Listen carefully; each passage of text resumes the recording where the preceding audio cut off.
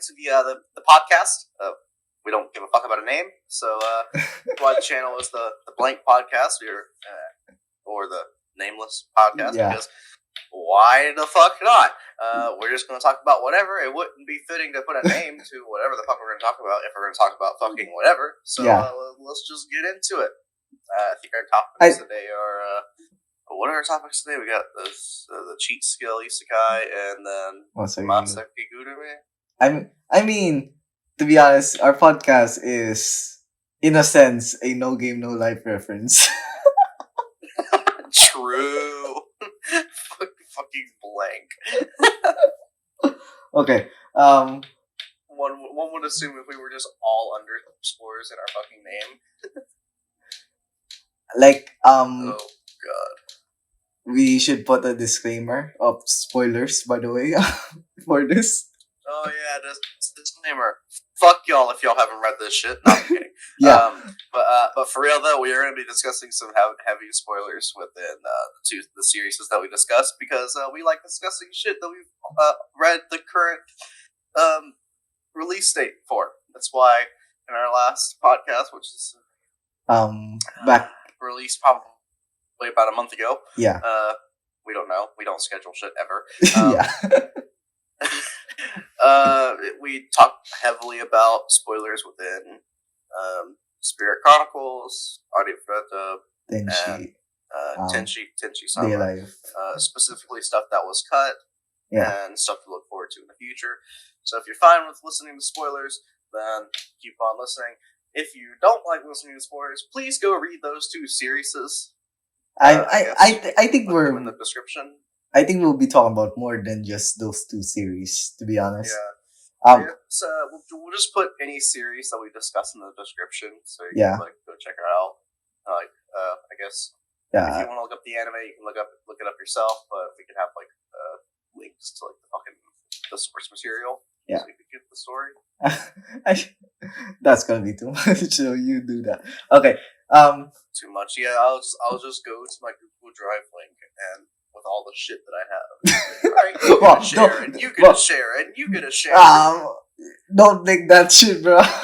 We might get sued. Oh no, I'm not. Okay. I'll just send links like J novels or the novel translation, whatever the fuck it's called, novel translator website. Those. Yeah. Okay. So should we start with Isekai cheat? Sure. I mean, first of all, this series is ass. It sucks ass. It sucks so much ass. I have. But it's so fucking good. Yes, exactly. I remember reading this. Okay, you go. It's the writing quality of this series is like a fucking pebble compared to anything else I've read. Yes. But somehow this motherfucker keeps bringing me back for more. Yes, exactly. Now, this is we talked about this because I just finished the light novels probably last week or the week before that. But I finished the current ones. I think they're doing volume 13 of the novel, the next translators. Yeah. I finished volume 12, and what the fuck? I first of all, I read that shit for a week, and honestly, after that, I started to miss good fucking writing. When I read another series after that, I genuinely I said to myself, wow, I miss this shit. I miss fucking actual good fucking. Go back. I have a guilty pleasure that I can just slip into. It's not Data Live, by the way. Surprisingly enough, Data Live is not my guilty pleasure. Data Live just happens to be my favorite series because why the fuck not? No, there actually is a reason. I'm just not going to talk about it because I don't want to talk about it right now. Yeah. But I went to my guilty pleasure after reading or catching up to Cheat Skill, and holy fuck, just like you said, I missed good writing, so I went to my guilty pleasure of good writing, and just reread the entire 1,500 fucking web novel chapters. Is it? That's a 1500. What are you reading? 1,500 web novel chapters, and I just reread it all. Did you read the Chinese web novel? Because what the? Oh no, this is a Japanese web novel. Okay, so the reason that it's 1,500 chapters is because we're well into the after story. Like the main story finished like 700 chapters in. That's just Arifureta. No, it's not Arifureta. I mean, like it's an Isekai, but it's not Arifureta.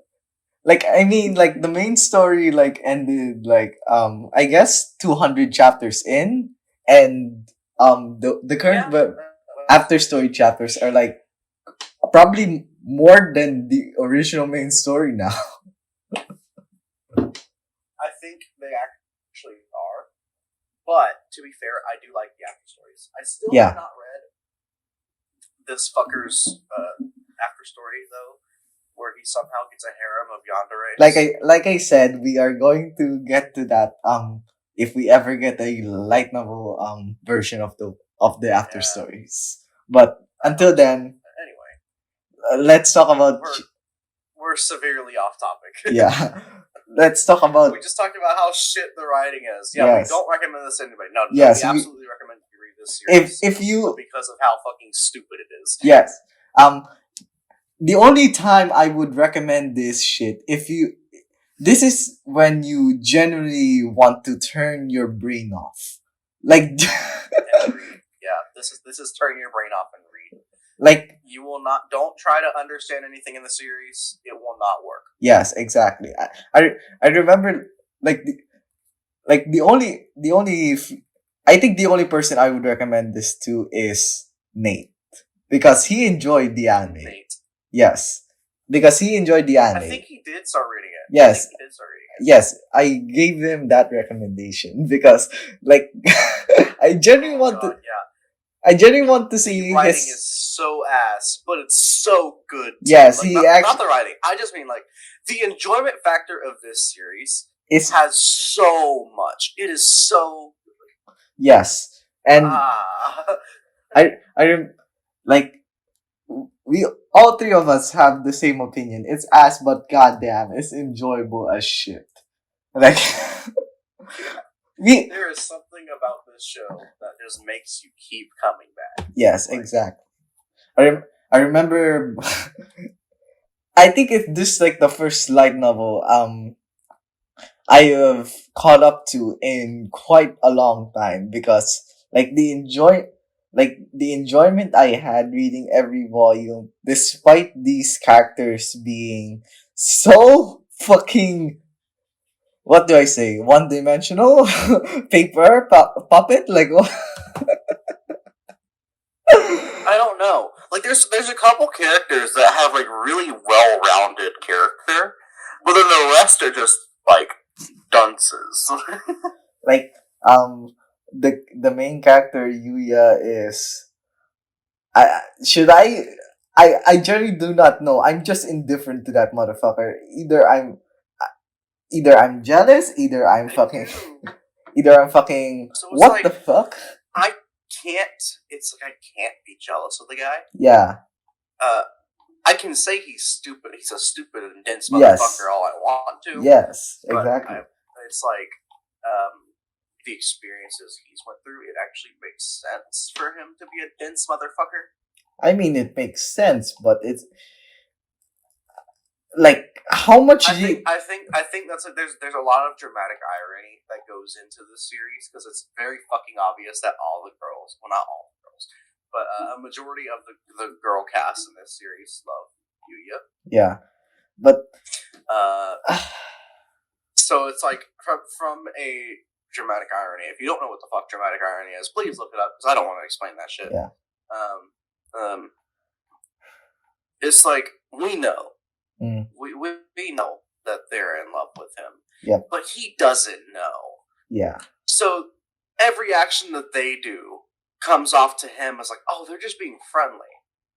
And that's extremely, and I mean extremely oversimplified. If you read it, you'll see it. If you've watched it, you'll see it. It's like, it's there.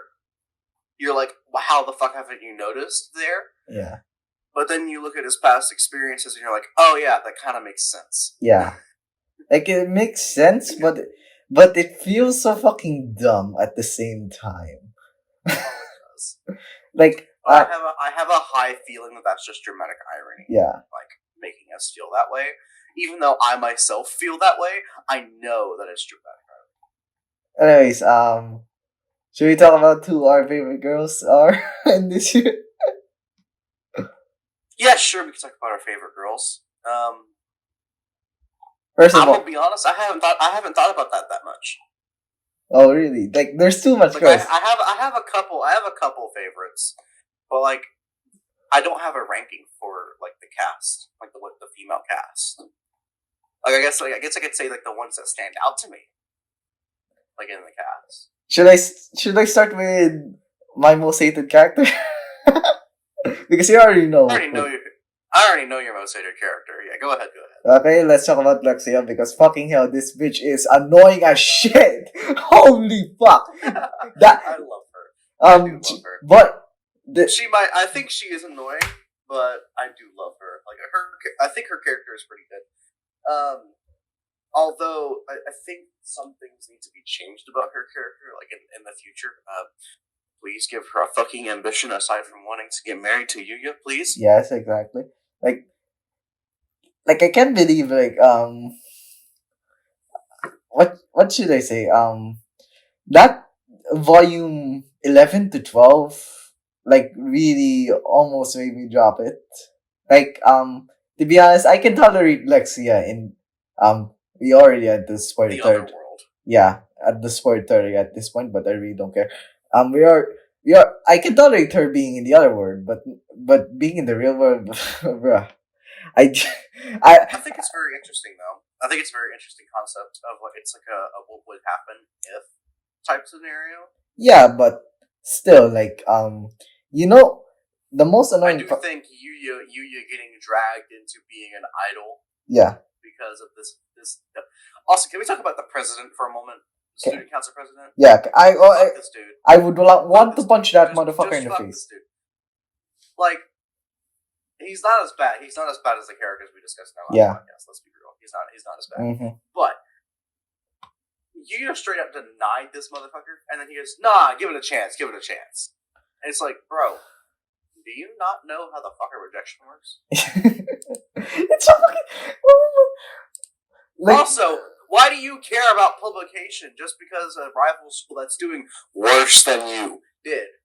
Yeah, it's so that president motherfucker is so fucking stupid that I genuinely want to punch him in the face if I can. Like, I think, like, it's just bro.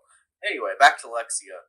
That's the only part that I found annoying, is that she got Yuya dragged into that shit. Yeah. Like, that's the only instance I'm like, alright, girl, you got to calm your ass down. That's the only instance. Yeah. Everything else that I've seen from her has been like a bit. It's been a comedic bit. Okay, since we're already done with Lexia, I don't want to talk about this bitch anymore. Let's move on to something other. Let's go with her bodyguard, Luna. Holy fuck. I love her. Slay. Queen. Yes. Like, I'm not gonna say she's my favorite girl, but she's definitely one of my favorites. I think... And I wish we saw her more. Yeah, exactly. I think Luna is the prime example for me as you know that meme of that man and that cat, like, saying, "I'm gonna get you out of there." You saw that? Or oh god, no, I haven't seen that.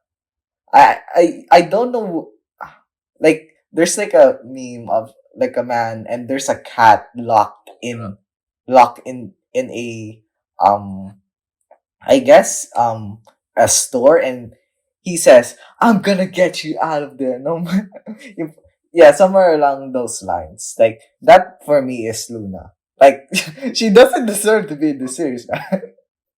With how much with how much screen time she gets after like a certain point in time. Like I guess like 4 volumes and beyond.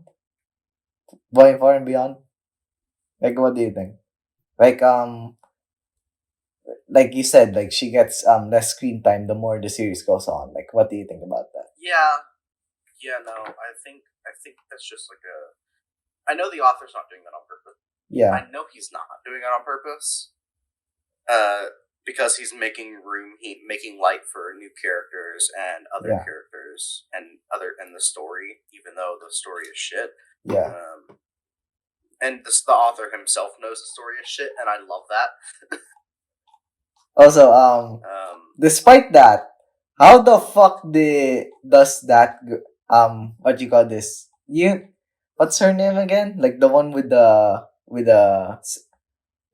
colored hair, like the blue shades, the one that looks like a delinquent, like the short hair girl. Yeah, I know who you're talking about. I'm about to look up the character cast, so I'm not fucking dumb while talking about it.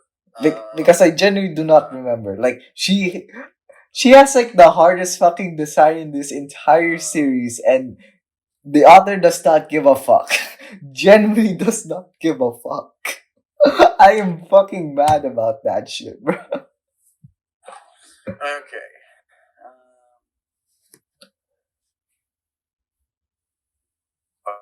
Yeah.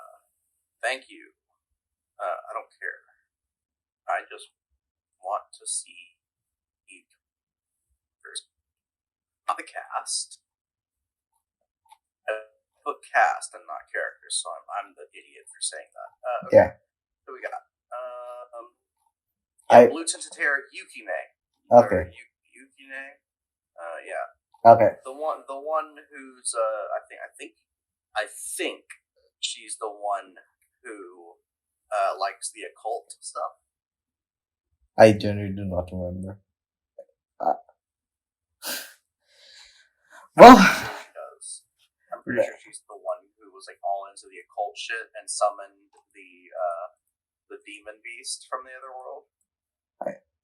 Should you say demon beast? Because I think it's evil spirits. It's more evil beast. Like it was a beast because it didn't have a consciousness. Yeah, I think it was like they called it a demon beast or something like that, a demonic beast or something like that. Also, related to that, can we talk about how like this progression of this story, how it goes?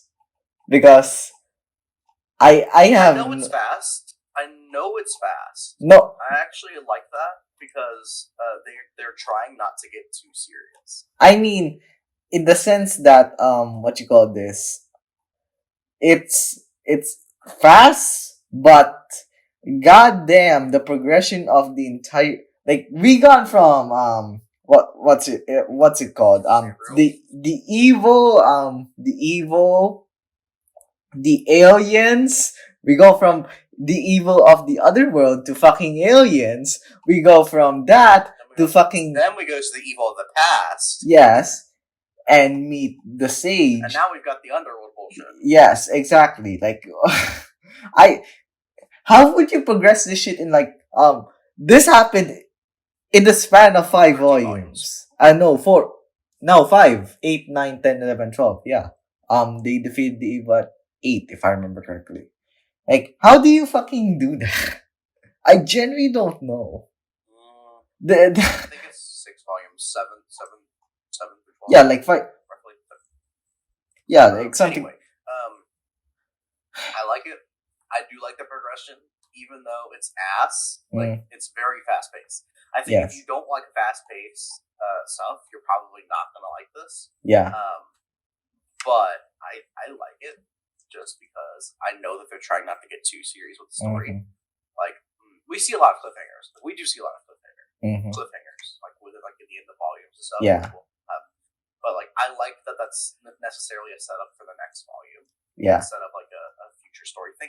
The only cliffhanger that I've seen, which was an in-volume cliffhanger, which hasn't been resolved, by the way, is the model agency still targeting Yuya. That's the only thing that hasn't been resolved. Like, that was set up in volume 1. Yeah, it hasn't been brought up in quite a while, but with the there have been points where it's been brought up like multiple times. But I think most of it is just like most of it is relating to Mew's interactions. Like, yes. Okay. Let's go ahead and talk about Mew over on the topic. Yeah. Mew. Love her. Yes. Just off the bat, love her. It's sad, like, she isn't like closely related to the inner lives of Yuya. I really hope that the main cast of women and the closest friends of Yuya learn about his secrets. Well, I would, because that would be cool. Yeah. But if I'm being honest, okay, you go. There's a cast of women in this series that I'm like, okay, I don't think even if Yuya were to get together with them, I don't think they would work well. Yeah. Those being Yukine, our blue tinted hair girl, and then let me find her, Green, and then just those two. They're very sidecast. Yeah. Where they appear once every couple volumes type scenario. Yeah. Yukine appears a little more so because she is the seatmate of Yuya. But even if those two characters were to get together with them, bro. I could say the same about Miyu, saying that she only appears in a couple volumes. Yeah. But honestly, I love the pairing of Yuya and Miyu. Yeah. I would ship them. Volume 100%. Volume 7 just made solidified that fact. Yeah, no, was it Volume 7? Yeah, Volume 7. Yeah, that was the confession. Putting those two together. Confession plus. See, the thing is, it wasn't even a real confession. Yeah, it was a confession. I mean, semi-confession, but it was a confession. Yeah, but it was. She backed it up with an explanation, saying I just need help. I generally hate those kinds of confessions, man. I hate those kinds of confessions. But the cutoff made it seem like she confessed. And it's not that I don't like them being together. I love their fucking dynamic. I do love their dynamic. I would love it for them to get together. I just know, however, that our main heroine is Kaori. So yeah, of course it's gonna be Kaori. Kaori. I don't think if they don't go the hair mending, which I doubt they will. If I'm being honest. We doubt that heavily as shit. So much. I doubt that heavily as shit. However, Lexia and Luna gonna fight to the fucking end for that hair mending if possible.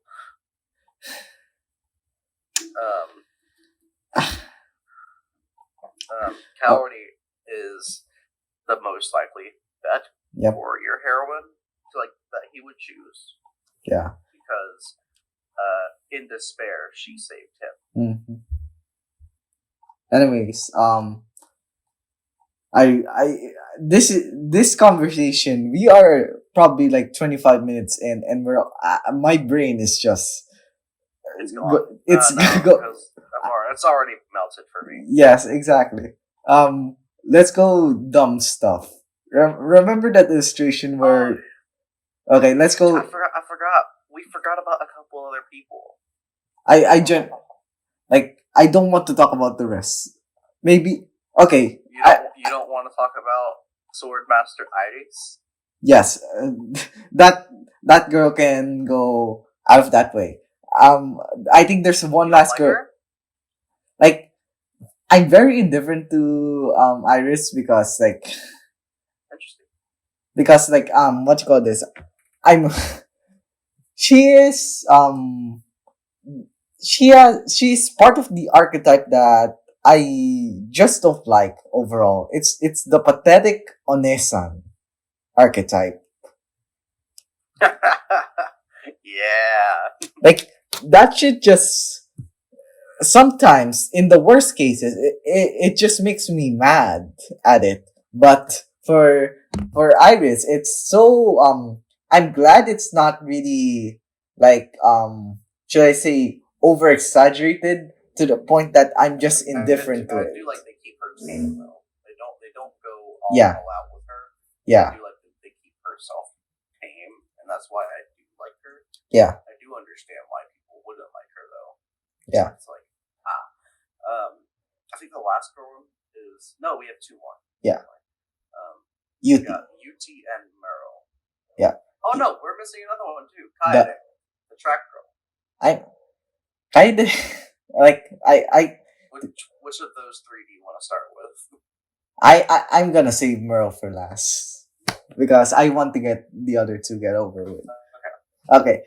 Alright, Let's start with Yuti because she lost relevance after I guess like after the sword saint shit. I know the bull saint shit. UT has sort of lost traction in the story a little bit. Yeah. Mainly with just like the story not really needing her, I guess you could say. Mm-hmm.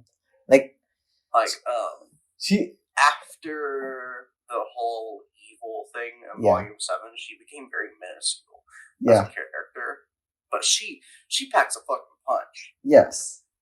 She does pack a punch. She's very powerful. Like in terms of like the series itself. Yeah. And yeah, I have not much opinions on her. Like past volume. Yeah, I don't either. Like I like her. Like, I do like her. I think she's a quirky character. Yeah, she's like I like her archetype. I really do. I like Yuki's archetype with the clueless heroine. Mm-hmm. Like she's smart, but she's very clueless about like social interactions. Yeah. But so stuff like love does not come to her. Yeah. So it's actually very vague whether or not she likes Yuya. Yeah. Like I think the only way for like if it does have a harem ending, the only way for her to have like to be with Yuya that's natural is dedicate like an entire arc to just her and Yuya. Yeah. Like because I know we're dealing with the underworld now. I would love to see Yuya bring Yuki to see the bow saint. Yeah. Anyways, Kaede. Okay, Kaede. I love her so much. She has so much energy. Yes. Like that Dere energy. I think that's her character type is Dere. I just call her. I call her archetype. I call her archetype Genki for some reason. Probably because of the meaning behind Genki. I love her character. I can't she's one of my favorite characters, and also one of my favorite ships with Yuya. That's because of her energy. I really love her energy within the series, and like she gets the ball moving quite a bit in this series. We barely talked about Kaori. I think we don't have to talk about her. Yeah. She's just like she's a queen too. Like I like Kaori and her interactions with you as well. We can talk about the Nintendo if you want. But Kaede, oh my god, there's something about Kaede that I cannot point my mind to it.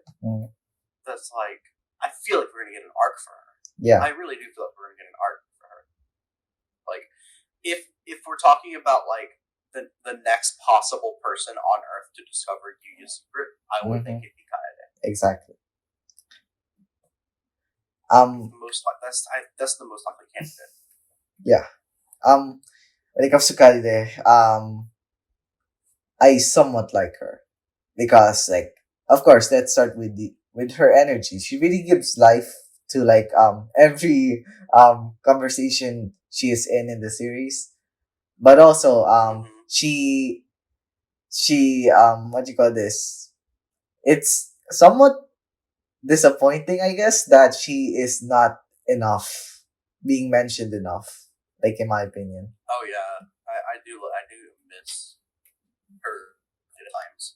We can't forget that the main heroine of the series was sidestepped for an entire volume. Yeah. Kaori didn't appear in an entire volume. Yeah. Which was insane. But like Kaede, I do wish she appeared more. Yeah. I really do wish she appeared more. I like, think it's like once every couple. It's not as bad as the other side characters. Yeah, like but it's bad enough to where people would be like, no, I don't like. Yeah, she's just a side heroine, like stuff like that, which kind of disappoints me. Yeah, it's the treatment that Yoshino got in the anime in Data Live.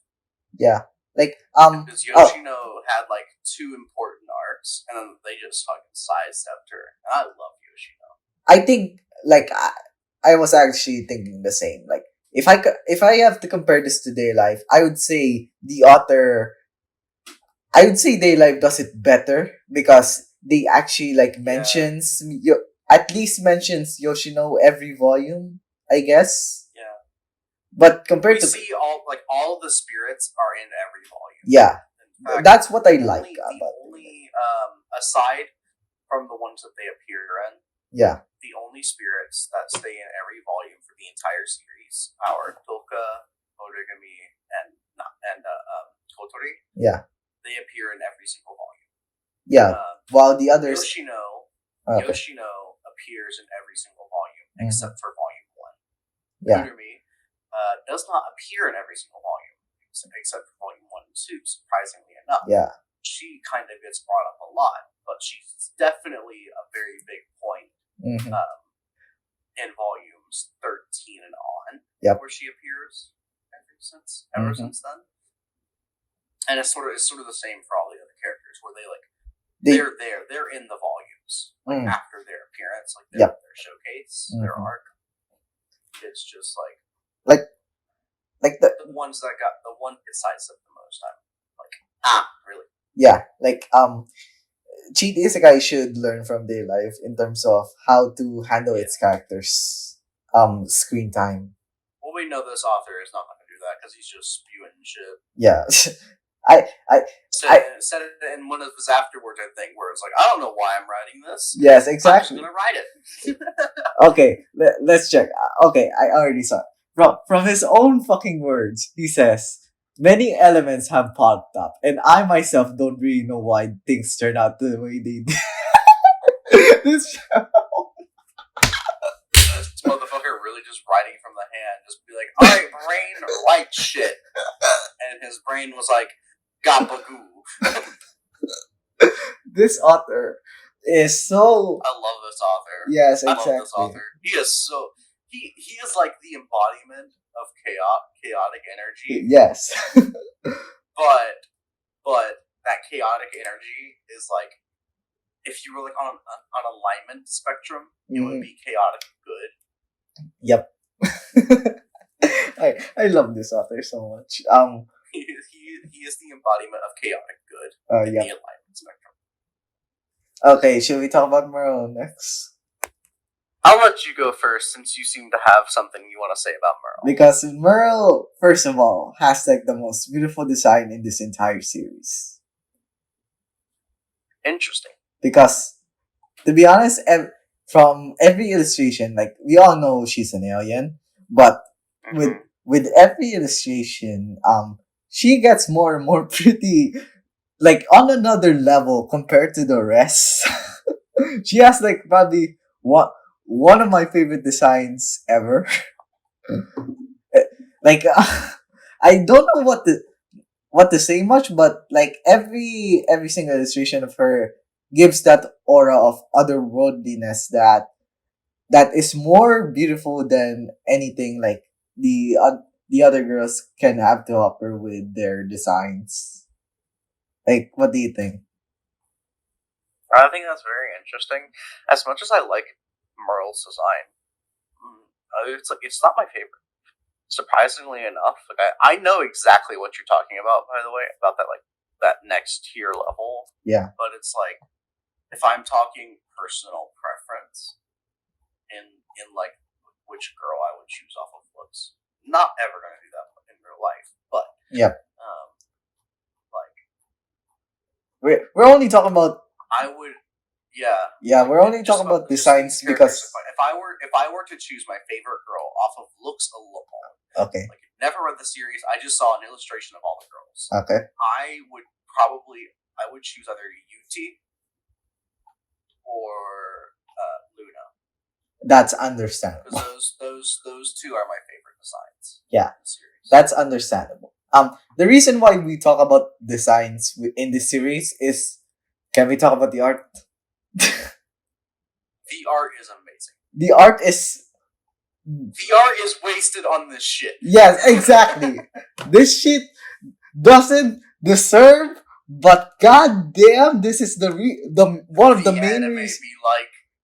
Okay. Anime art go burr. Like, the anime has done this shit justice, and why the fuck? It has. Like, I genuinely wonder why this light novel of it's genuinely a good adaptation too. It's not even a shit adaptation. Yes. It's a great adaptation. Like, from the animation to the adaptation, like why is it this series? Why is it this series? Yes, why is it adaptation? Yes. Fuck y'all for ruining Tenchi-sama. Yes, exactly. You come around and pull this shit on me.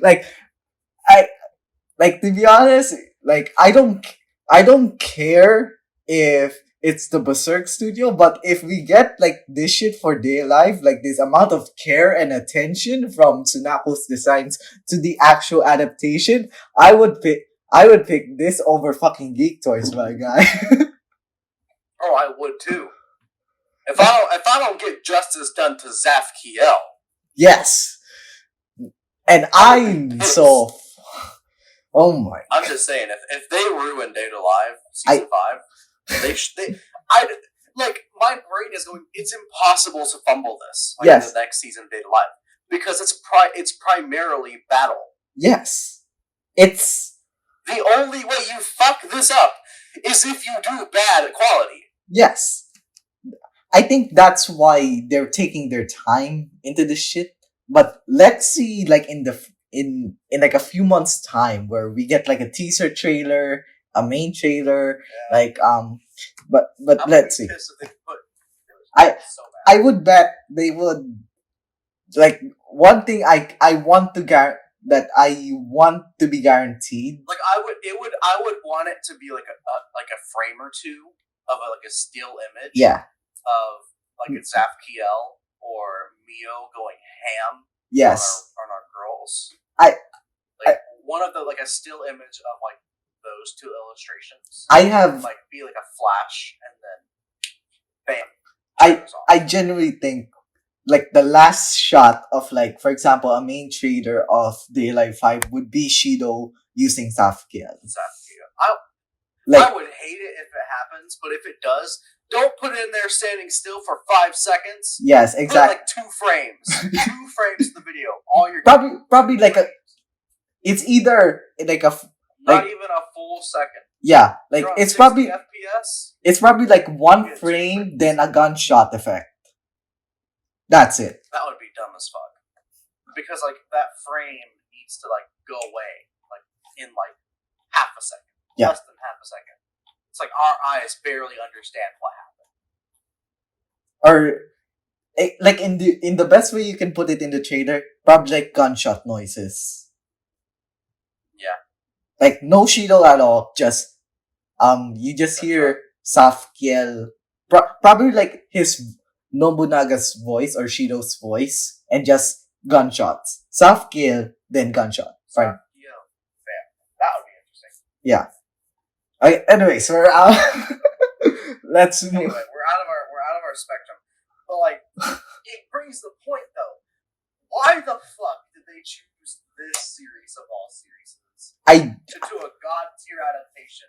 Yes, exactly. Like I've seen light novel adaptations so many times. You probably So ass. yes. I actually, it's funny because I really want an adaptation of the series, like the series that I reread, that Comfort series I was talking about. I really want an anime adaptation of it because it's just so fucking cute. Like it's like there is like barely any high tension whatsoever in the story, and it's just all sweetness. But I want it to happen. But the moment you get it and you look at like from the art style and probably even the adaptation, like you'll probably regret it most of the time. No, I don't think I will. Mainly because I haven't read the light novel for it. I've read the web novel, and I know the light novel has made some significant changes. Like, very significant changes. Like there are certain events that happen earlier in the light novel and the web novel. There are like certain characters that appear earlier. Certain events that are changed. Like, the main story is roughly the same. Yeah, but there are events and stuff. Yeah, but I'm referring to like mainly like light novels you have read. Light novels I have read. Like, yeah. You think I would be disappointed if they got an adaptation? Yes, like like for example, Reign of Seven. I think generally I would be upset with all and any cuts that happen within any of the light novels because I find like each of those mystical moments to be very important. But that's just me. Like there are some light novels that I have found along some moments in the light novel to be like, okay, you can cut this. I don't give a shit. Yeah, like those things we can basically ignore. But it's like so what the treatment right now that one of the Isekai is airing. It's called the name has been changed, but it's like because they get. Is it the aristocrat one you talked about? It's the aristocrat. The aristocrat anime. Anyways. Just got reincarnated, like troubled by the gods and stuff like that. Like so I don't know the title. All I know is like the original title is called Chronicles of an Aristocrat. The anime right now, it's done a shit job. I would say majorly a shit job, but I still like it. It's like I don't have any qualms with it doing a shit job. I think the only qualm that I have is that it might disappoint the author because I know that the author of the series is heavily involved in the anime. And the only thing that's been like hit or miss within the fan base is the jokes that are made in the show. And like they're not like a majority of them are not like in the series, like in the actual like manga, light novel, or something like that. It's not there. And I think that's because like you probably don't care that much. Like I love the series. I actually like I've been reading the web novel.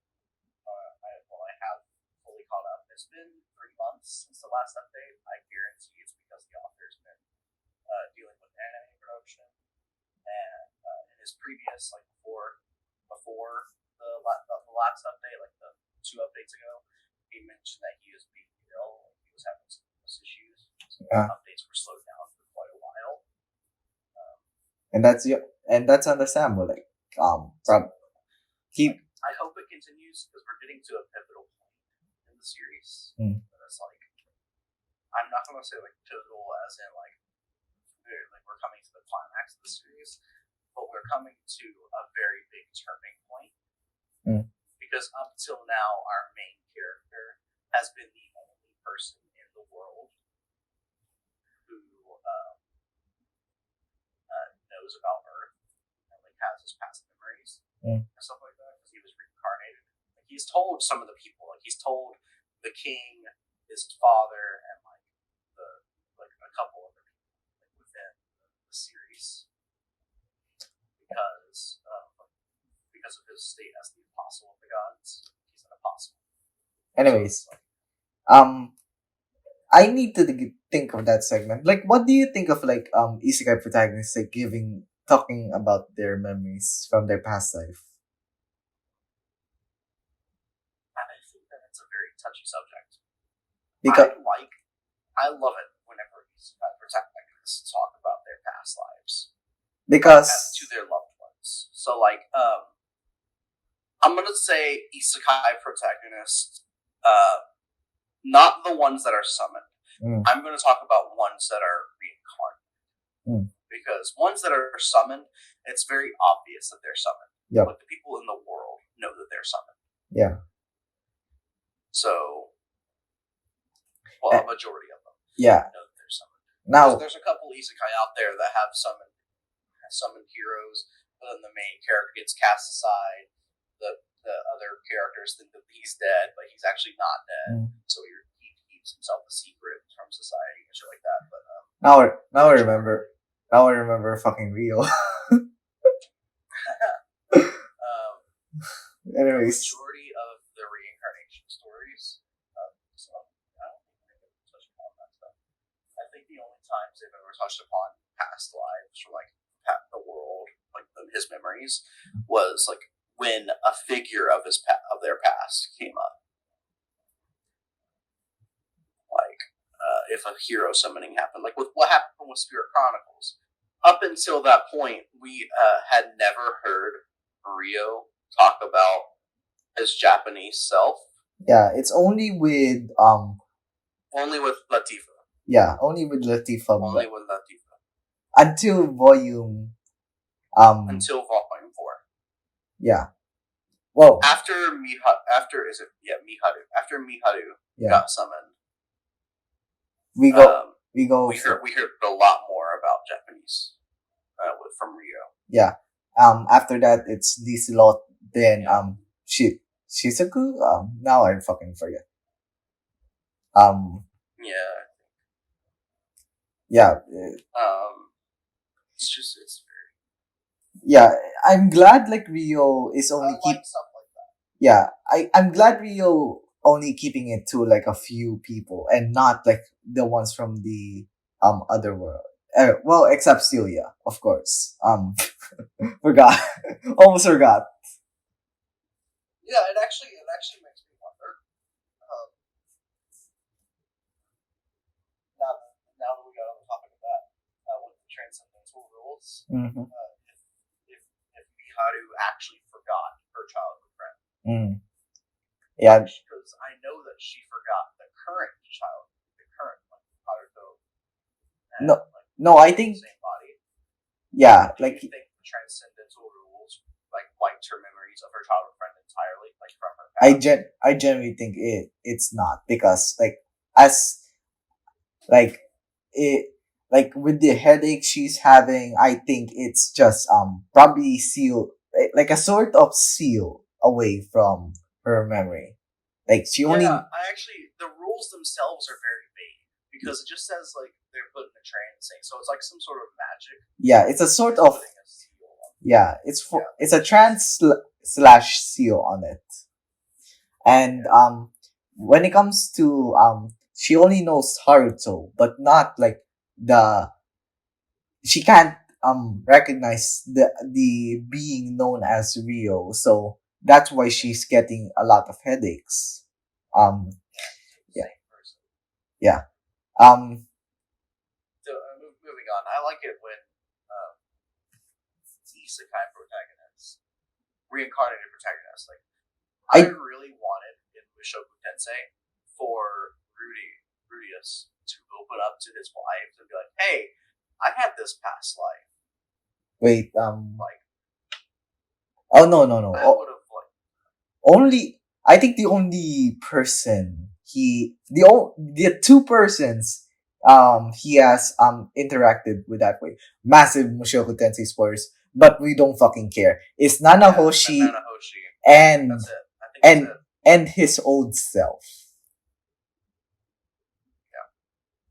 Well, I mean, his older self, that's just himself. So yeah, but it's still another. Nanahoshi's the only one that's in the series currently that knows that he's in the past life. Yes, and that's kind of. I really wanted him to open up. I really wanted him to open up to his wife. Like if there's like a single negative thing I can talk about Mushoku Tensei, it's probably that. Like that's more of a nitpick if anything, but still, I just wanted him to like, yeah, It would have brought them closer. yeah. Understand though, like why he wouldn't, because he's trying to forget his past life and I become a new person. yeah.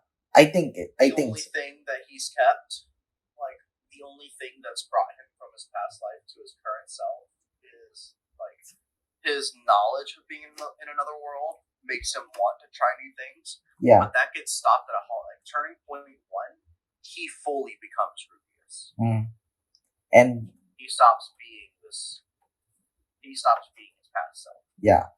And that's why I think like I think Mushoku Tensei focuses more on the aspect of the reincarnated, of being reincarnated and going through life in the other world. I you know I think it's one of the most, it's one of the better isekais, because it's like it's well written. I really do think that if a person were reincarnated into another world, they would not keep the same values that they did in their previous world. Yeah. Their values would change. Yeah. The way they interact with others would change. The way that they view the power skills of the world would change. Yeah, like because they grew up in that world.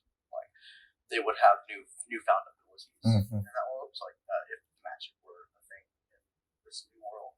Yeah.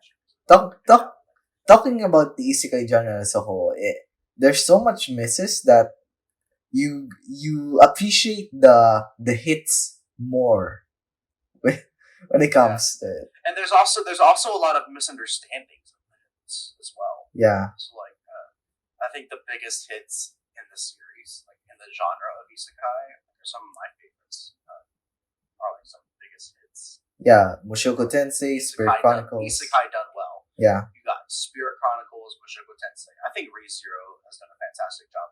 I would argue Konosuba maybe.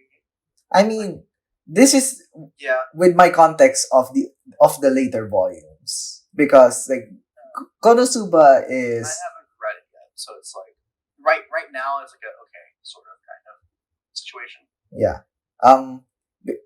Might spoil a bit. Like slime. Okay. And go ahead, just spoil a little bit if you need to, so to give context. Okay. To give context with Konosuba, in the later volumes of the light novels, like Kazuma like talks about his past life more. Like and like those monologues really just hit with me. Like looking at his it can well in the later ones it's with Aqua. Because he hasn't opened up to the main cast yet. God, it's been a long time, but I can't really say much since besides Konosuba, there's the other spin-offs where like there's like a drama, like for example, like there's a drama CD where for a limited time they got sent back to Earth. I don't know if it's canon, but if it does, I think that's like probably like the like something that's one of the few times Kazuma has opened about his past life in Earth. I think there's a link for that. I don't remember, but I think if it got an anime, I think it's one of the most heartfelt moments, or should I say heartfelt parts of Konosuba. But I do think like yeah, I'm not gonna spoil any more than that. I'll just stop there. Okay. I guess after that, there's so little that I just fucking forget. Spirit Chronicles, Mushoku Tensei, ReZero for the most part, Konosuba. I think Arifureta does a great job. Yeah. Handling the isekai aspect. I think it's one of the isekais that you don't expect to be mainstream, because there's quite a few revenge isekai. There's quite a few, but I think like out of that bunch, Arifureta does an amazing job of making it not just about the revenge. Which I think that's where a lot of revenge isekai gets stuck. Yeah. Is that they make it just about the revenge. Yeah, like the revenge isekai novels, like the only way that I think Sphere Chronicles and Ari Furuta are like the only two series that I seen being it done well. They've handled the revenge aspect well. Yeah. Because like at its core, Ari Furuta is not a revenge series. It is a series of a man trying to get home. Mm-hmm. So I think that was handled very well. Yeah. I think another series they handled well is My Guilty Pleasure. Series. If you want to know what it's called, I got caught up in a hero summoning, but the other one was at peace. It's a very interesting series. I think they handled the isekai very well. It's brought up quite a bit. Like the characters know that they've been isekai because they were summoned. So it's one of those. But another one that I think handled it well. I think Slime handled it well, sort of. I can't even say anything about Slime because it's a fantasy, and if anything, I think Slime embraces the fantasy aspect. Yeah, like it's not even. I think Slime is not even an isekai. It is an isekai. Like the strict terms of isekai. Yeah, like in strict terms, he's already opened up to his friends. He's already opened up to his friends that he was summoned. Not summoned, but reincarnated as a slime. Yeah, he already did that. Like, yeah, he. In a different world. Like, he already opened up to pretty much everybody about that. But I think the focus being not on that is what makes it good. Yeah, in a sense, yes, but the problem is probably like little should I say little can I say like little probably investment on the characters side of things? I don't know. I think each of like the main characters themselves, the main cast of characters in Slime have quite a good bit of investment in them. But I do think like with the newer ones, it's So currently, like the most recent cast of characters I got introduced are Carrera, Ultima, and Sentinels. I have my volume right here. I can just look at it. Give me a second. I'll pull it up. Like with Slime, I like sometimes I probably just wish the light novel just didn't change. Yeah. Carrera, Testarossa, and Ultima.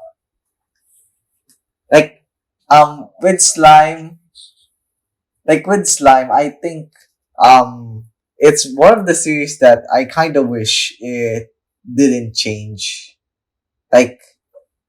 from its web novel version, because the web novel version looks what do you call this, like more entertaining than the light novel version, if anything.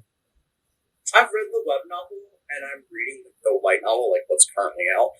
It is different, but it's not too different, if you understand, if you know what I mean. It's different enough to call it its own entity. But I think like some of the changes are understandable. Like I know the tournament arc was sort of a miss for me in the light novel. But I understand the changes that they made and why they made them. So it's like, because I know they're trying to focus the series more on like this seriousness of Yuki. By the way, fuck Yuki. Just putting that out there.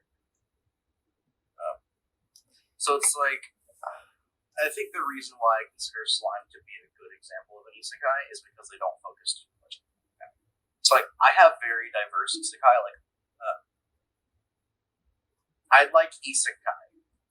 Like a good isekai is one does not make the isekai, like the premise of the entire story about being summoned or reincarnated. Like, even though that's an aspect of the story, it doesn't make the entire story that aspect. Yeah. There's quite a few isekai that do that and get stuck in that. And I don't like isekai that hyper focus on certain aspects of the story. It's like the revenge isekai, stuff like that. Stuff like that I don't like. The reason I like slime is because it's isekai is there.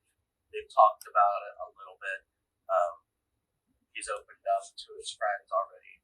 And like they know that he's basing his creations off of stuff he's seen before. So it's like cool. The story is much bigger than that. So it's like, yeah, I like that. I guess slime is one of the weakest of the bunch, though. Yeah. It's matter though. I think if you're comparing light novel to web novel, I would choose web novel over light novel, but I still like the light novels. Okay. I still don't know. This like an interesting thing that I think about for a while. Like how much does the light novel sell without the manga? Slime? Yeah, because like I think without the manga, the series would not be like I guess top 1 in circulation. I don't know. Because the manga is very popular in Japan. Like it's 30 million copies now, including the rest, light novels, etc. Like somewhere along those lines. Like I just wonder. I'm one of those 30 million. Anyway. I don't know if I'm going to be honest, because I think the series really took off when it got to anime adaptation. The anime was like at least the later part of season 1 was very bad in terms of adaptation. But I do think that the popularity of it skyrocketed.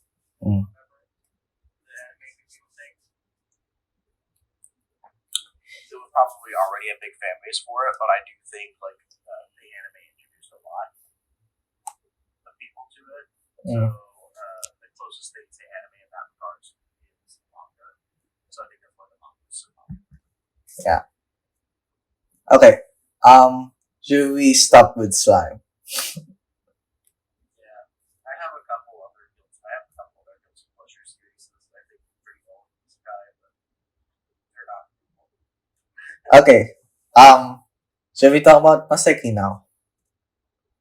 Maseki, yeah, this is another one that I find really well done. Maseki Gurume. Well, how many volumes have you read? So I can limit myself. I've read the entirety. Oh, up to 9? Of the story, the web novel, the finished web novel, and all that stuff.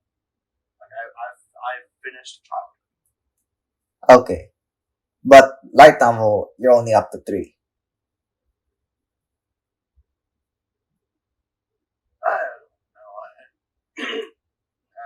Because I don't know the difference between the web novel and light novel. Honestly, I haven't seen much of a difference, if I'm being completely honest. No, because I heard from the authors afterward, it changes a lot of details.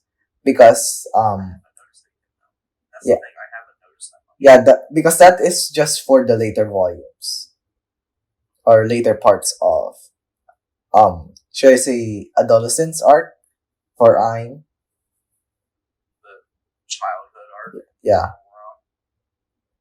But I think it's adolescence, if anything. Adolescence. Yeah. Oh well. Well, when it comes to Maseki Gurume, I can't say that it's like not like the best isekai ever, but it's so well done that it's interesting. Yeah, it's very well done. Yeah, it's very well done and interesting. Like it has very smooth transitions. It's I love reading Maseki Gurume during when it was still being translated. Every volume. The manga has done a bad adaptation. I mean, could say the same thing with Spirit Chronicles, but yeah. I'm very disappointed because there's this the snow arc, with like meeting Marco, yeah, and defeating the ice dragon, mm-hmm. Was a lot longer. Yeah, in the web novel and the light novel than what they showed in the manga.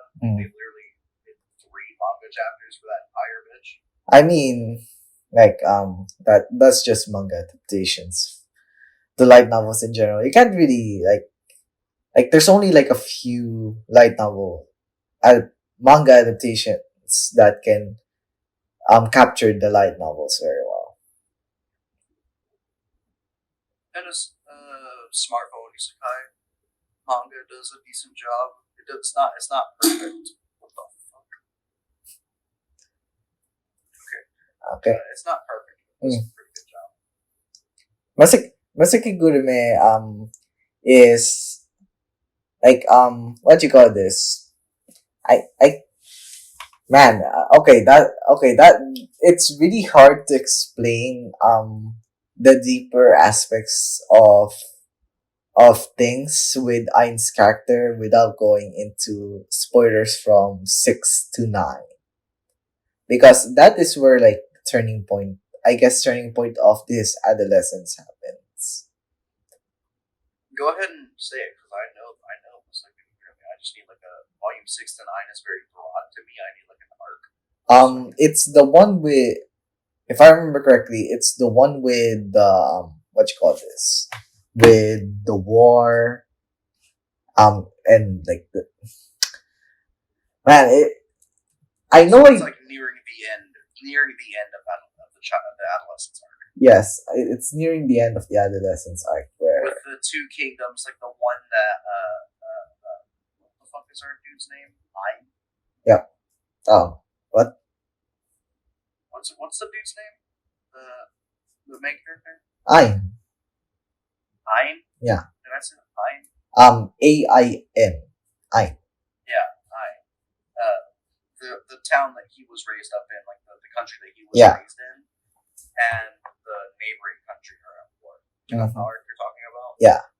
And that's pretty much the last arc of the series. No, there's for the light novel, it expands more on that. Interesting.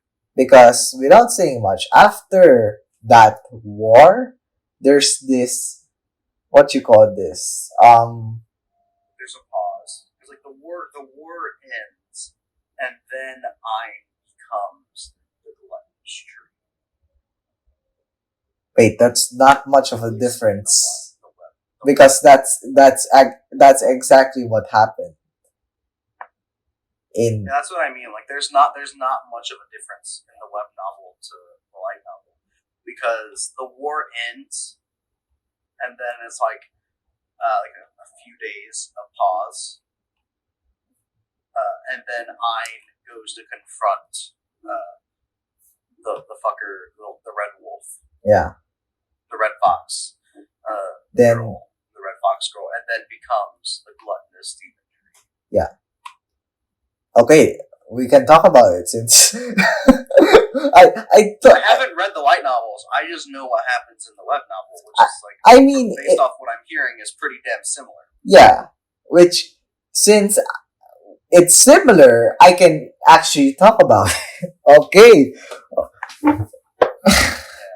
Okay. When it comes to Ain's character, the web novel touch upon like Ain's experience being being the gluttonous tree.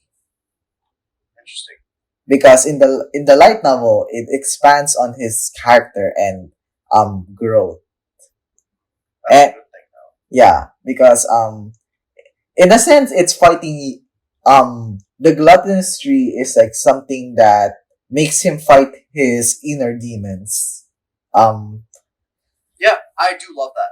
I love that he's able, like in the web novel, like even though it's not as expanded as a light novel, based on what I'm hearing, they did a fantastic job of making it Ein versus himself. Yeah.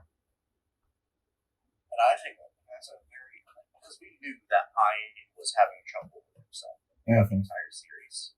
We knew that Ein was dealing with coming to terms with what he is. So seeing that, even though it was portrayed as the demon lord Ein, was very fucking well done. Yes, and I think the light novels are probably gonna be even better for you, since first of all, I rated the last that volume a 10. And that's very rare for an isekai for me. Like, I really hope that they don't just end on the Atlas arc. Yes, because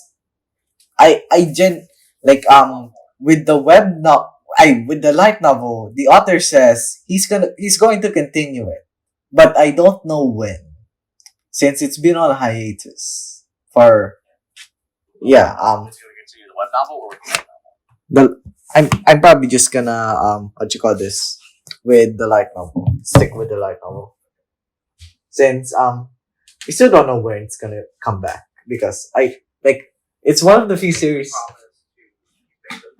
Yeah, he's made that promise. He's coming back, definitely, but probably not now. Anyways,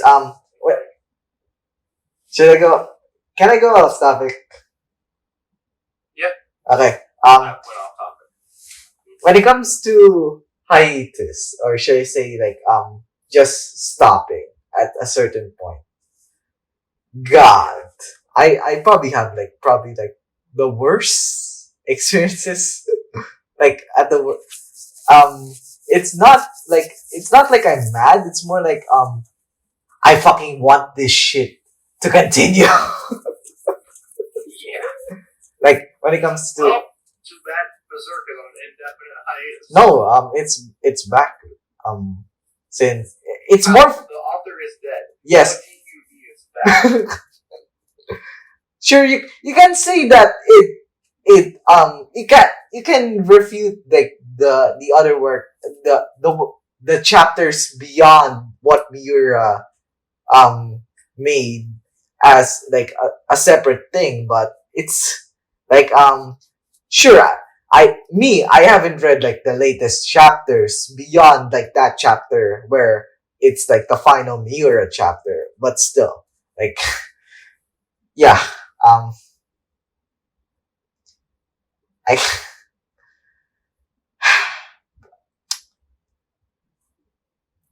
Man, it's kind of depressing talking about Berserk. Yeah. It's reading Berserk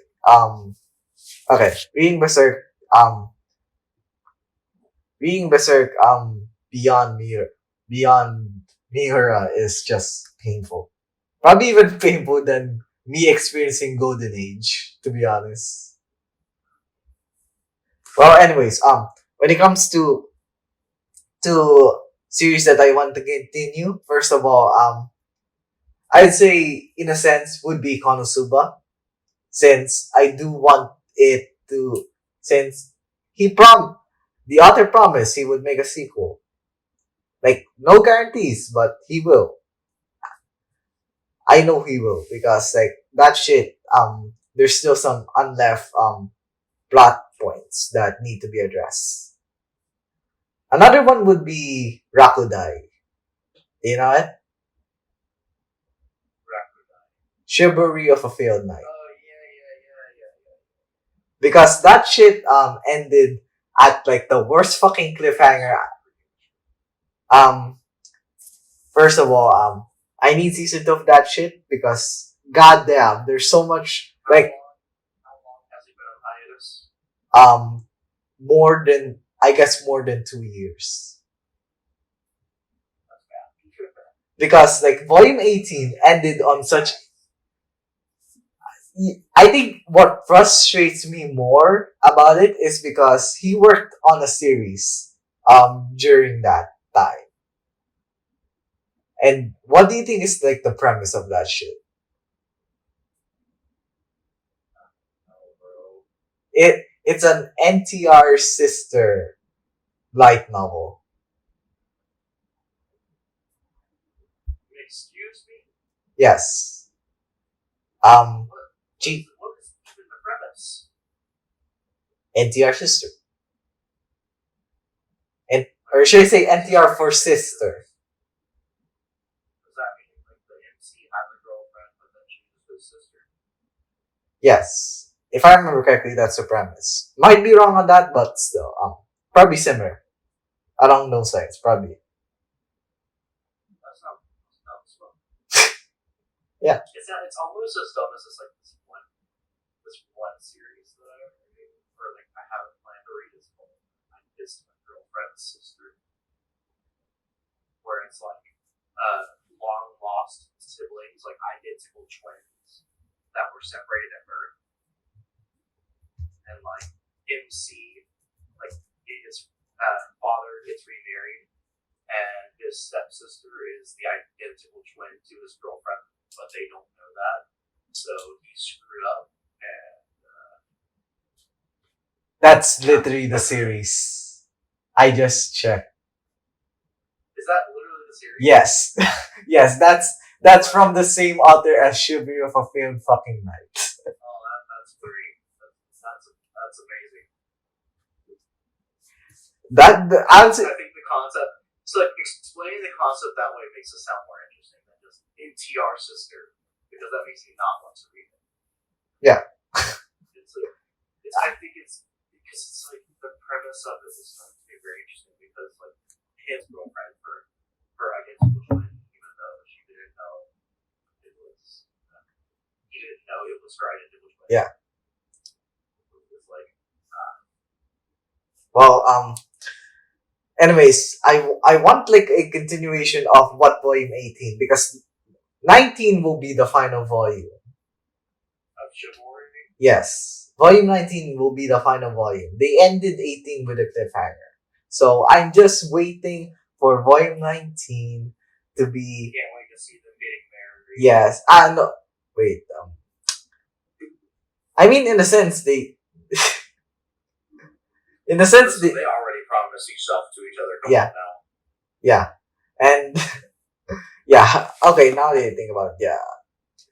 Oh, God. They just haven't had the wedding. That's all they're missing is the wedding. Yeah, I keep misremembering stuff, but yeah. They're engaged. Mm-hmm. Like, the anime made that fucking clear. Yes. And the light novel fucking resolute that shit up to 11. Anyways, besides that, I guess another one would be during that time, before Spirit Chronicles Volume 21, like I said. That's a very frustrating experience, but very exciting as well, since the theories I can come up with about Miharu and Aisha, like I said, that shit was unforgettable. And last one would be, unironically, Highschool DxD. Hiatus? Yes. It's been on hiatus for like 2 years as well. Well, I mean, we're in the extra story, though. It's like the main story is practically. There's Highschool DxD, which finished. Then there's the sequel. Highschool DxD, yes. No, that's the side story. Or extras. It's like... What's the sequel? It's called Shin Highschool DxD.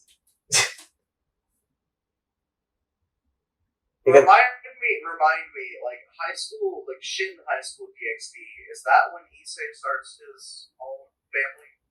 Not yet. That motherfucker is still a virgin for 30 fucking volumes!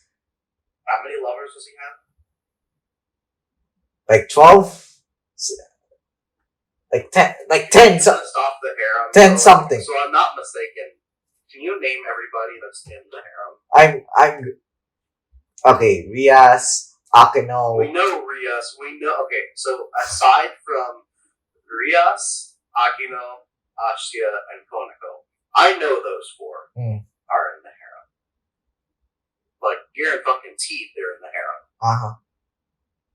What about the other? What are the others? If I remember correctly, Rosewise, Kuroka, Irina, Zenobia, let me ask the Irina, the yeah. angel? Yes. Fucking hell, he's a demon. I mean, I can't say anything beyond this because that will be spoiler territory. But Bro, we talked about way too many goddamn spoilers, and you know my ass ain't gonna read High School DxD. Okay, I have a confession. I don't know anything beyond that. I forget. I forget a lot of shit. Does Ravel Phoenix become part of the harem? Okay, about that. Okay, since you want to talk about that, she is like an assistant to Issei, but I think she's part of it. Yeah, but I don't know. Okay, I'm just going to ask Nate because he's people in the comments gonna fire me the fuck up for not wanting to read High School DxD. It's a guilty pleasure of mine that I will go back to and watch the anime, but I don't want to read it because I just don't want to. Yeah. I know that it has a better story in the light novel. Yes.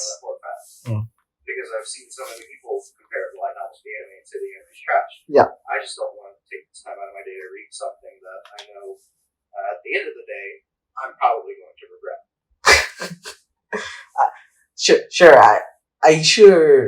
For me, I regretted reading it, but still, the experience of reading it is still unforgettable. I think it's one of those series that I know is good, but I just don't want to read it just because I don't want to. It's not that I don't find it appealing or anything. High School DxD story, so far, it's been fantastic. I've seen and heard the qualms that people that I've read light novels have with the anime adaptation. Just the story itself should be solid. Already. Yeah.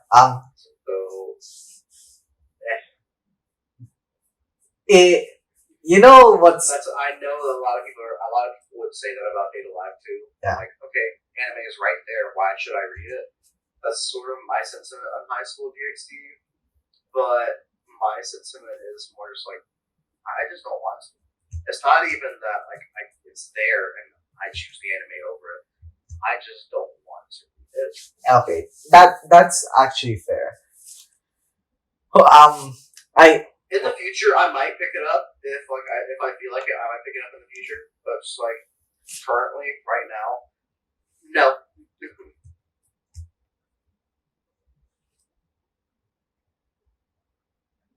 Okay, I for me, to be honest, DxD, I can compare DxD to a shonen. That's probably why I don't like it. I'm not a big fan of shonen. Because it's a shonen light novel.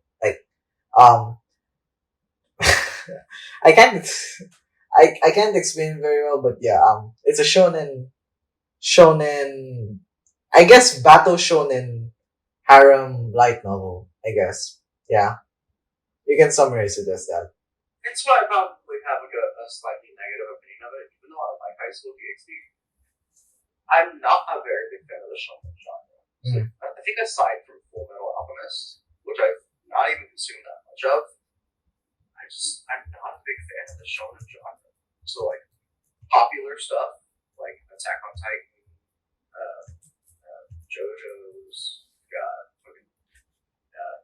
Hunter x Hunter, six shows like that. I'm not really a big fan of. And I think that's understandable. Even One Piece, I've tried. I just can't. One Piece I paused, and I was 1,000 chapters in. Even the anime, I stopped 900 episodes in. I think I wasted time on One Piece, to be honest. The more I read light novels, VNs, I think the more I regret reading One Piece. But still, I can't regret like the journey going up to that point, because like One Piece as a story is like is the prime example of the best part of the story is the journey, not the destination. Like that, of course it makes sense, but still. Yeah.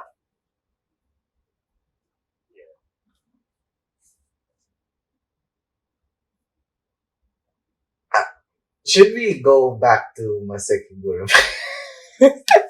Sure. I don't have much else to talk about like that. Let's go back to Maseki Gurume. So we talked about this story a little bit. Yeah. What about the girls? First of all, the women. There are 3 heroines. Well, 2. Two. To be honest. One is his mother, but 3 heroines if you can count his mother. well, I think it's because his mother's just overly fond. Yeah. Overly fond. It's the motherly aspect, Yeah. not actual harem. Yeah. I want the harem. More like triangle. Although it wouldn't necessarily be a harem. Yeah. It's not multiple girls. Yeah, it's trying. It's a triangle. As of right now, it's only 2. And I think like I said in the last episode, I want it to stay that way. Yeah, I want Maseki Gurume to stay with just Chris and Kuromi. Yes. I love both of their characters. I know a lot of like the manga fan base wants Chris to be the main heroine. Wow. Okay. You know, goddamn well that ain't happening. Chris is not the main heroine. Chris is precious. Yes, but she's the not. second heroine. So Yeah. she is a main heroine. She's just not the main heroine. Krone is now I remember like that final scene in Volume 9. God, the kiss scene in the web novel makes me just go Makes me go. It's so cute because you knew that they're like like it's been from like since Krone arrived in Ishitaka. We knew that they were going to get together eventually because just off the interactions of them two alone were so fucking adorable. Yeah, like were so adorable. Like from them as like should I say 10 or I don't know when did they arrive, 7, 10, I forget. When did Krone arrive? No, pretty early. Yeah, like 7. It's either Ein was 7 or 10. I don't remember that well. It was 2 years after he left. And when yeah, like 7 to 10 years old. Like from them as like like their interactions, they already look like a fucking couple. Especially remember that scene in the party, like in the first party where like Ein just fucking defends Kurone. Like, against who? So I can remember correctly. It's that ball scene. It's not really like a. Is this in Ishitaka? This isn't in Ishitaka, is it? No. It's in Ishitaka. Oh yeah. I know what you're talking about. Okay. Yeah, they already act like a couple, and like the more. This is before the Leviathan incident. Yeah. Chris. And the more we read the volumes, the more they get fucking lovey-dovey. Yeah, like in one of the volumes before Ein went to war. Yeah. To fight in the war.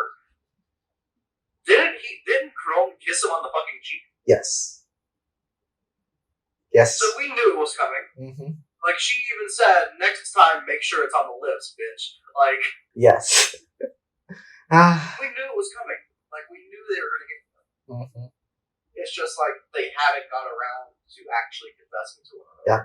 Even though like Ein was well aware of her feelings and Krone was well aware of his feelings. Yeah.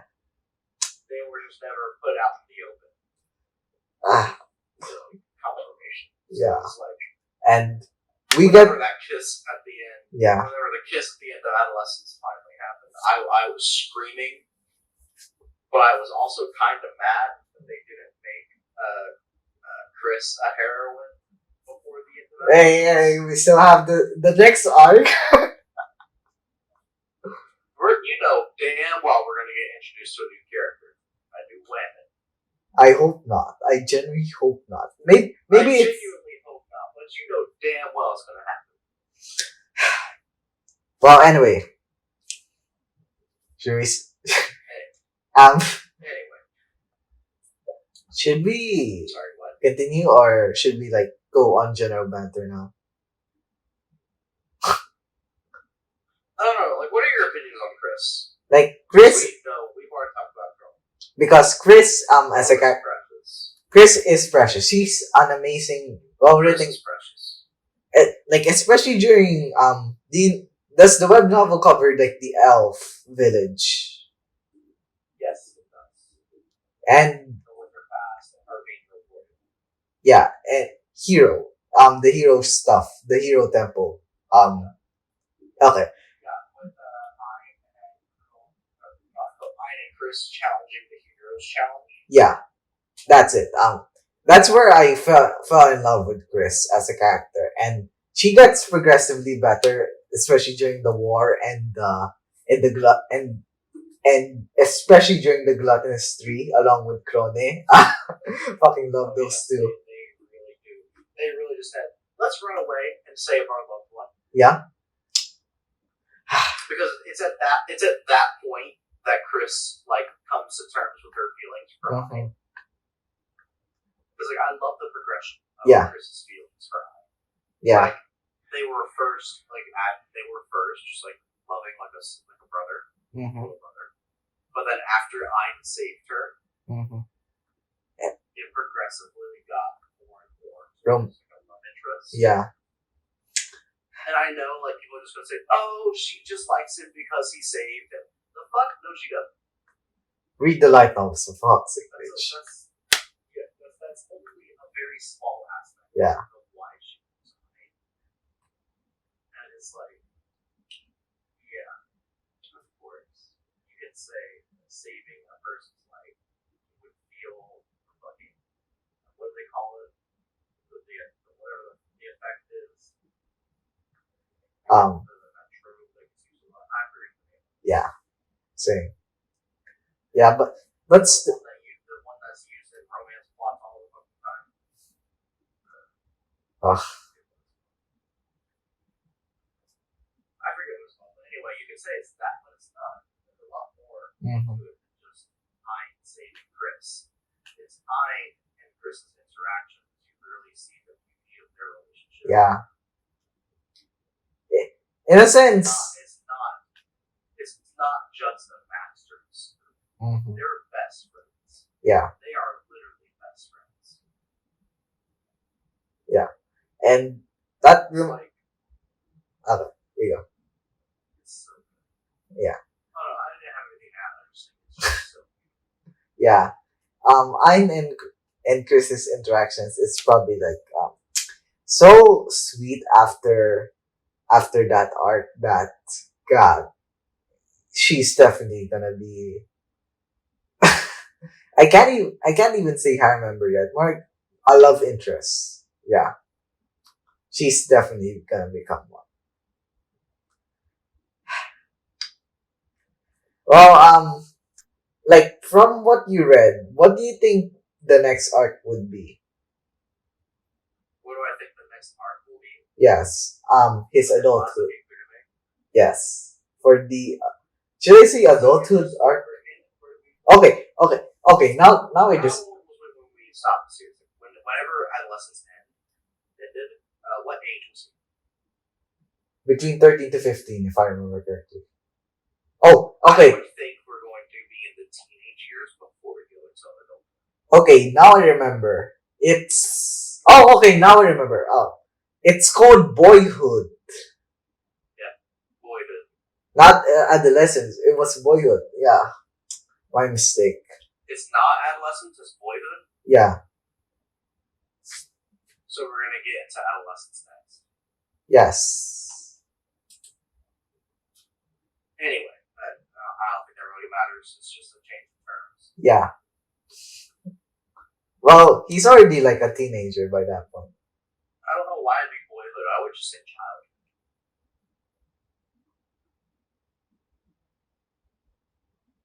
Okay, I got Nate's message about the other hair members besides those.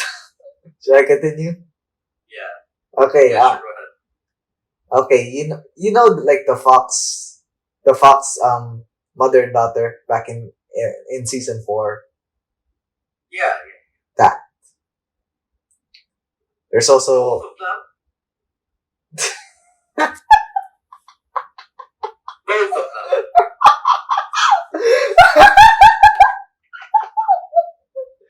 Is it both of them?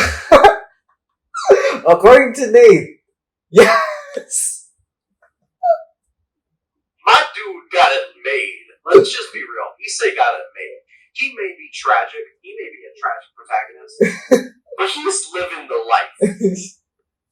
And he knows he is.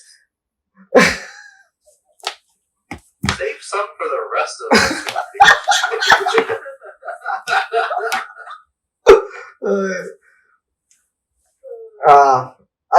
I honestly forgot what the names of these characters are because like after like a certain right about Rabble. What? No, what do you what you said before? Was I right about Rabble?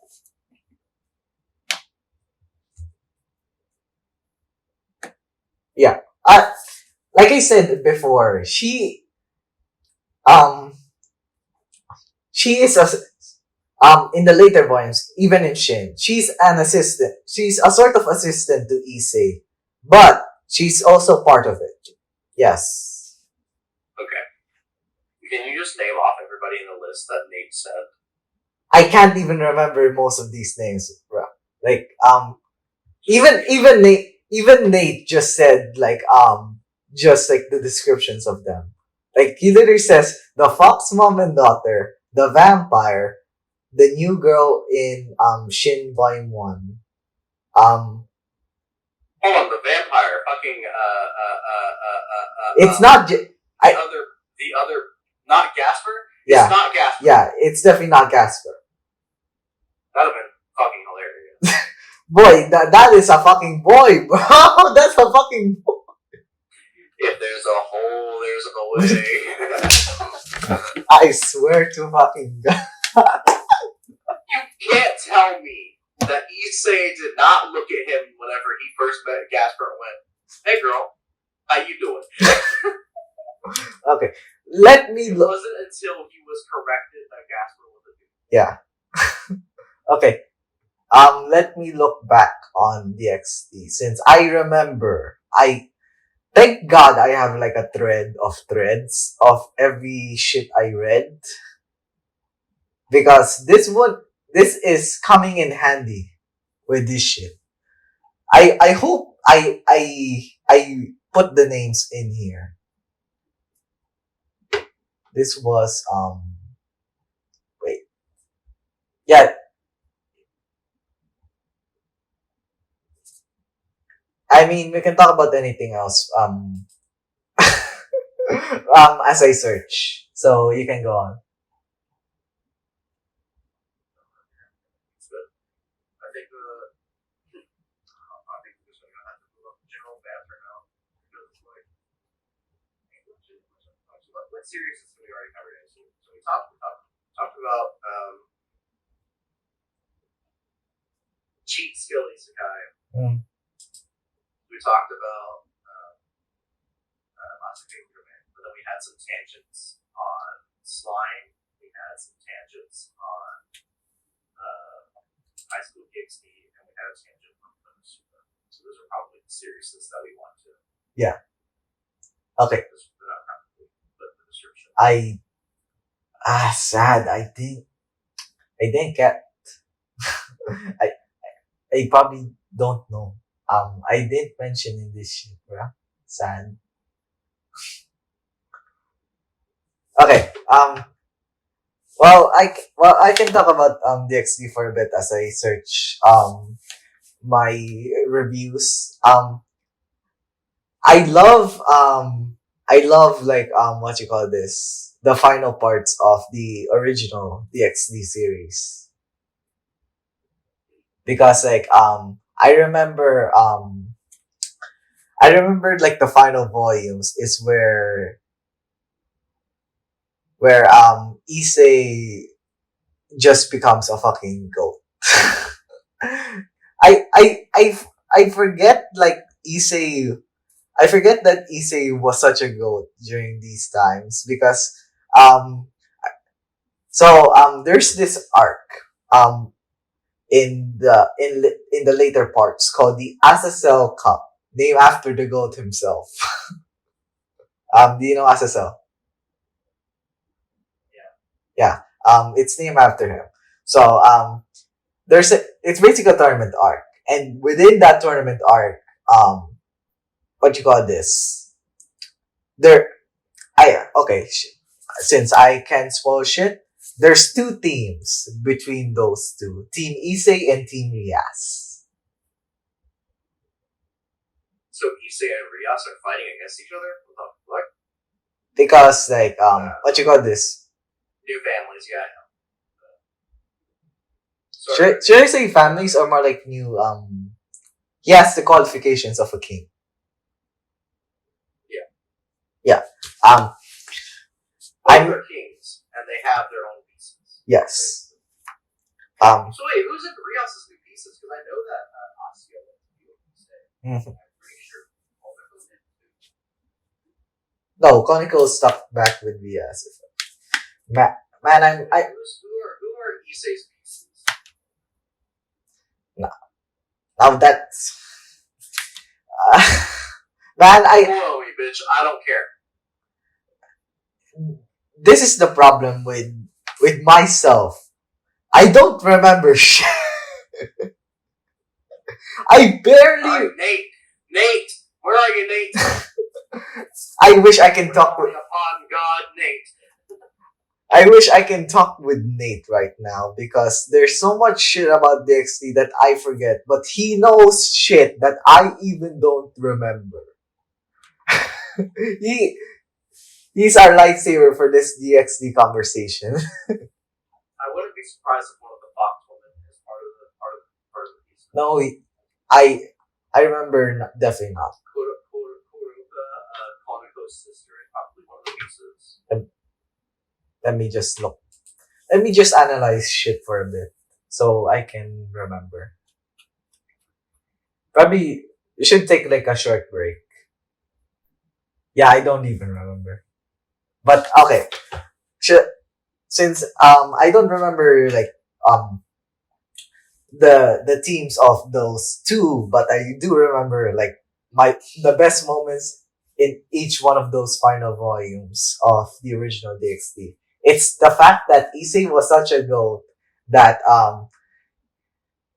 you know, like how confession works, like in normal anime, like when it comes to romance, for example, right? In some cases, yes, because they're kind of different depending on the series. Yeah. Although a lot of confessions that I've seen have happened after beating the main antagonist. Oh, or the main problem, like the other boy who happens to like her situation. well, even after all that, since as you know, they get they get shit every volume. They get their own should I say arcs within every volume, but still, this is where they actually confess. Like those harem members that Issei got. This is where they initially confess. Well, Asya already confessed. Yeah. And this is where, or should I say, where they solidified this shit. Like with Akino, even Asya did it in here. Akino, Asya, the two cat girls, Koneko and Koroka, even Ross wise. Man, and after they confessed, like Issei was such a goat that he says, fuck, I, I can't remember, but he accepted it, like, in such a goat fucking way. It was like, well, I can't just have one of you and reject the rest, so fuck it, come at me. Yep. Exactly. Okay, what do you want to talk about? Like, I don't know, to be honest. Like, there's like, I haven't looked at the roster. Well, I have looked at the roster, but I forgot the roster for next season. We already talked about it, so we can't really talk about it. Like, let's talk about something different. Like, let's pick like a topic. But we're talking about bullshit, right? Like, this is the nameless podcast. We always talk about bullshit. Yeah, and we need to make anything. What video games are you playing? No, I'm just kidding. Okay. Do you want to make a conversation about that? Video games. Or sure. Okay. Like, what series is? Hey, aside from visual novels, but I feel like that's cheap. Yeah. When it comes to actual games, first of all, I've been recently playing my old Xbox. So yeah. Even after all these years, my Xbox still fucking runs to this day. And mind you, this is the 360. So yeah. This shit was probably like a decade old now. So recently running some NBA, and of course and I feel like a child again, to be honest, playing that shit. Like NBA has been NBA 2K has been like something like been part of my childhood since ever. With computer games, 2K. I remember playing 2K on like the first computers I played. So yeah, I probably have fond memories for 2K, especially like during especially the game that I've been, or the only 2K I have, since as most of you who don't know about this, but I live in the other side of the world compared to Malachi over here. Like, I know you live in the US, right? Yeah, US. Yeah, I live in the Philippines, so US. I can't say that. I will be killed. I won't get killed. I will be silent. So I live in the Philippines. I'm basically poor as fuck. You can, so one of the few games I own is 2K17, which I think this was during the time of, should I say, the Warriors Cavaliers, should I say rivalry or fucking dynasty, something like that. So yeah, it was during that time, and that's probably like something that I love doing, especially like my career. For those who don't know, my career is basically like, you make your own NBA player character, then you play. That's it. You see progression, probably even Hall of Fame. Yeah. Anyways, yeah, that's it for consoles. Anyways, in PC, I do have some games that I would, or probably will continue. One would be that Spider-Man game. Like you know that?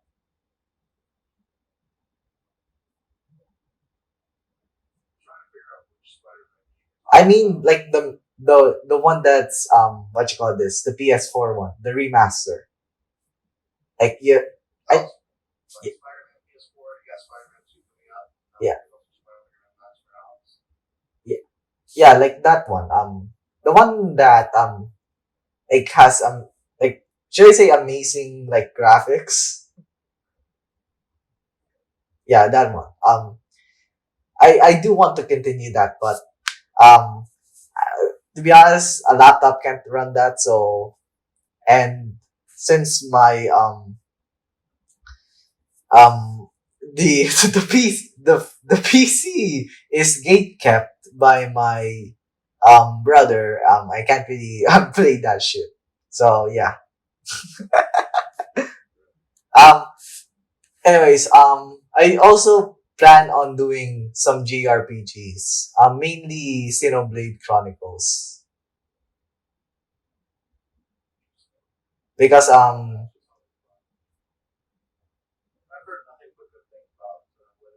yeah, Xenoblade Chronicles is a series I think just by character designs alone makes me want to play it. Especially Xenoblade 2.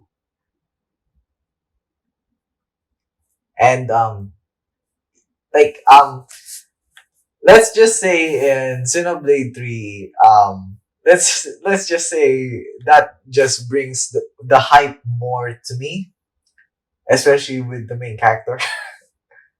I'm pretty sure you know Rex, right? You know his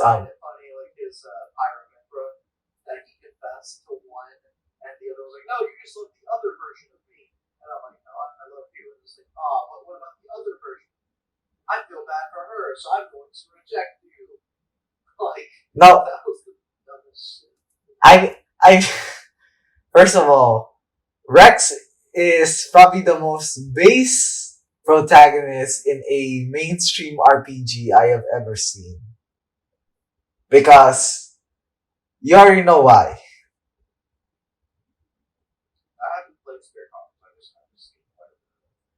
No, I mean, like, why do you think he's such a base ass motherfucker? Yes.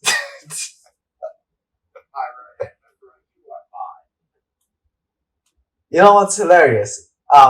In the DLC, it's his what you call this? His fucking character sprite is so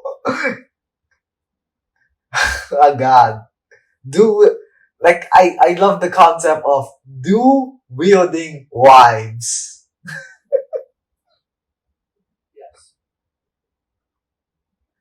Ah, anyways, yes, Lyrius. He is so base. He holds two of his wives. Well, to explain, I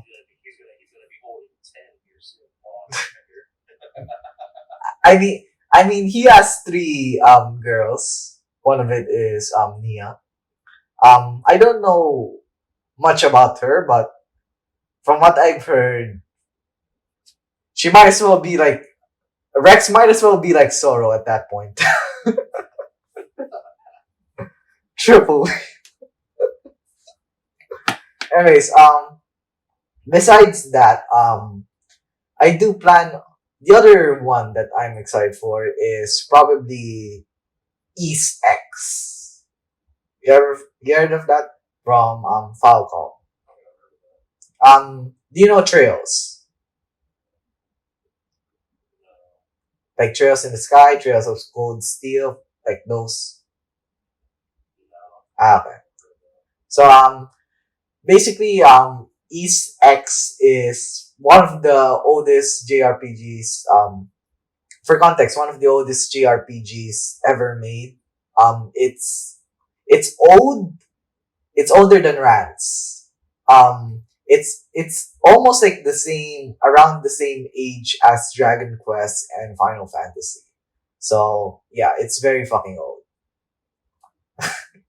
Um, and they're releasing their 10th game, East X, on I guess 2023 if I remember correctly. And God, I'm so fucking hyped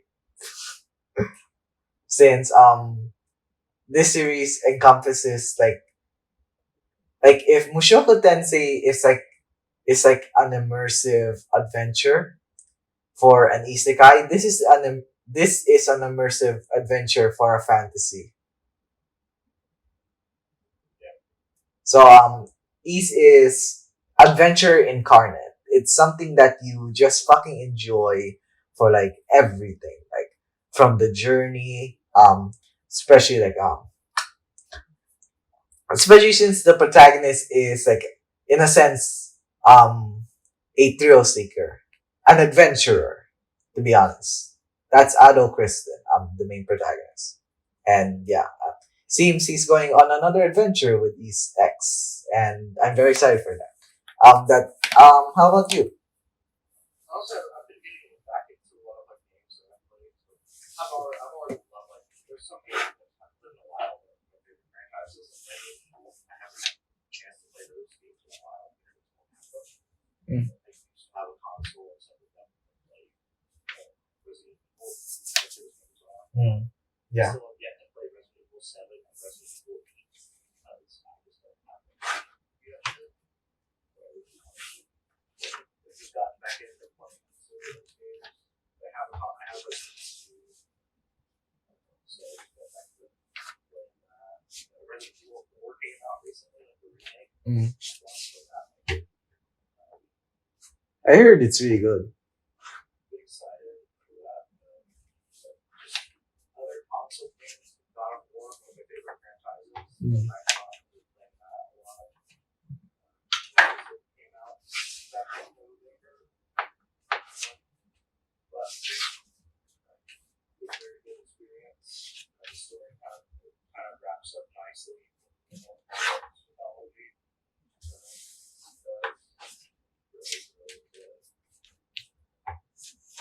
Got back into like some of the roots of my girls who were playing with hot zombies and stuff like that. God, good time. Little Call of Duty zombies, like back in like that. Actually got a tournament tomorrow. Tomorrow, for people listening to the podcast, tomorrow is not tomorrow as of this episode. Tomorrow is probably like a month ago. Yeah. Tomorrow will be May 6th. Yeah.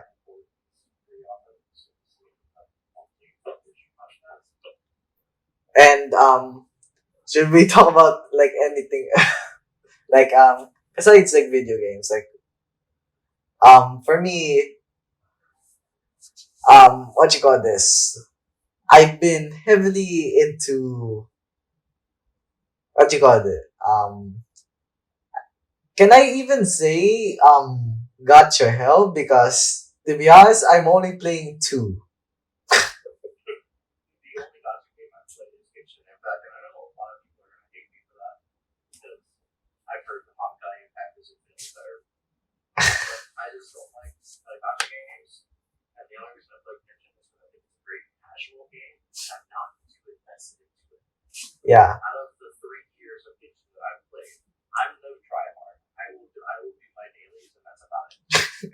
And yeah, I can understand that. A total that I've spent, I think I've spent $500 total. Over the course of 3 years, I've spent $500 on Genshin, but that's only like $20 here.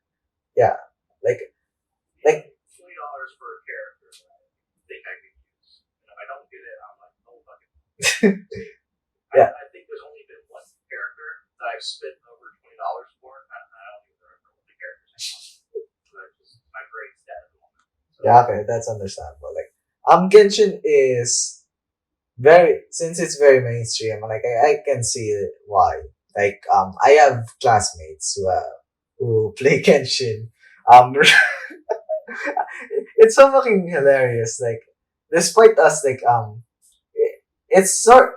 I think like to the US, like when it comes to your school culture, like do you wear like proper uniforms or like just wear casual?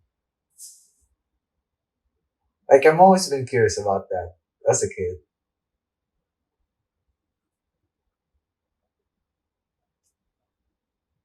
I don't know. Like from our If I'm experience. being honest, like Gacha games in general have always been popular. No, I mean like my question about like school in the US. Like do you wear like uniforms or like just casual?